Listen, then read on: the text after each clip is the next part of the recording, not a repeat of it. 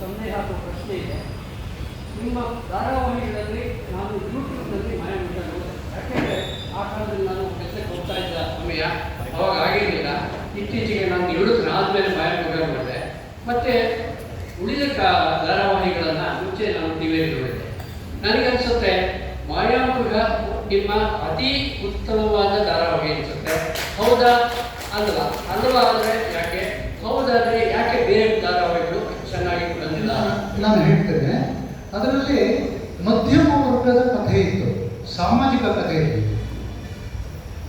ಮಧ್ಯಮ ವರ್ಗದ ಕುಟುಂಬದ ಕಥೆ ಇತ್ತು. ಸಮಾಜದಲ್ಲಿ ಒಬ್ಬ ರೈತರು ಎದುರಿಸ್ತಾ ಇರೋದಾಗಲಿ, ಒಬ್ಬ ಸಾಮಾನ್ಯ ಮನುಷ್ಯ ವ್ಯವಸ್ಥೆಗೆ ಸಿಕ್ಕಿದಂಥ ಕಥೆ ಆಗಲಿ ಅದರಲ್ಲಿ ಮುಕ್ತದಲ್ಲಿ ಅದೆಲ್ಲ ಇತ್ತು.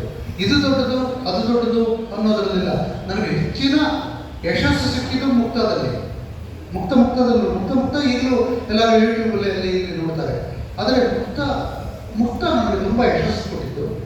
ಅದು ನನ್ನ ಪ್ರಕಾರ ಬೇರೆ ಬೇರೆ ಆಯಾಮಗಳಿಂದ ಇದು ಮಾಡಿದ್ರು.